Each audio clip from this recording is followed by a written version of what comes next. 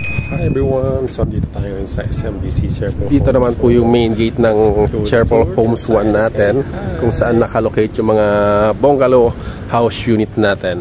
Then pagpasok dito, nasa 300 to 400 meters lang, nandun na po yung clubhouse natin sa pinakadulo.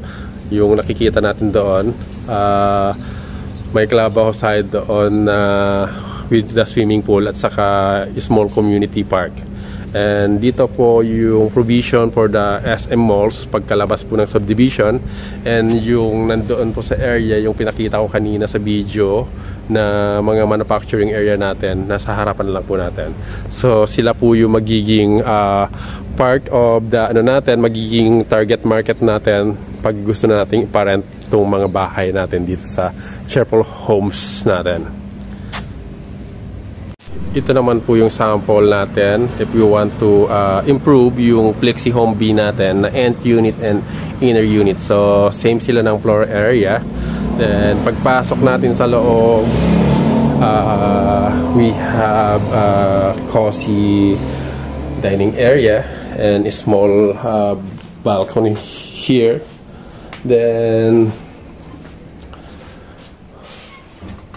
ito yung space kanina na hinati into 2 rooms. So yan, 2 rooms po siya. And another 1 room is here. And ito po yung CR na provided. So depende lang po sa atin kung paano natin siya papagandahin pa. Then dito is yung nilagyan pa niya ng kitchen area.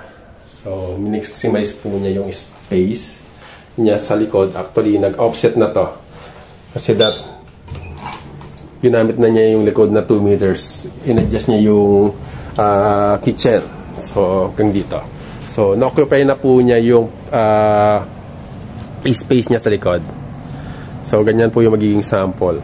And ito, sa likod dito, is pag-aari na po ng other unit. So, if you want to maximize yung sa likod, isagad natin para gawing kitchen. So, ganyan po yung magiging mangyayari sa kanya. Then, we have a space here, paikot. Ito po yung magiging turnover unit natin. So, may provision na po siya for the water. So, lalagay na lang yung metro pagka-apply natin. And, may mga na rin dyan, provision ng mga faucet. Then, pagpasok natin sa loob, so we have an outlet provision na siya, kasama na yan. And mga lightings natin na provision. So, here, so 4 po yung provision natin. For example, dun sa Flexi A natin, may naka-provision na yan, every partition. So, may mga provided, na siya, outlet. Then, yung flooring natin is ganito na po, floor finish na ready for tiles pagka naglagay tayo. And yung toilet niya is naka-tiles na with toilet and sink. Included na po yung mga fixtures. Then paglabas natin is we have our lavatory service area here.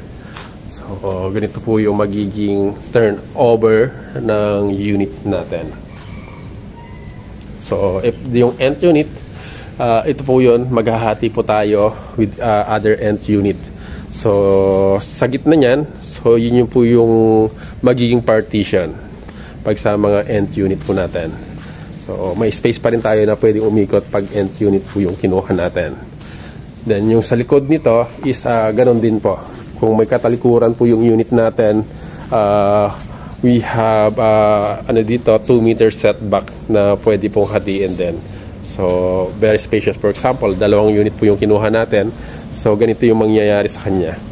Pwedeng dito kayo mag-access going to other unit na nandito sa inner unit na to.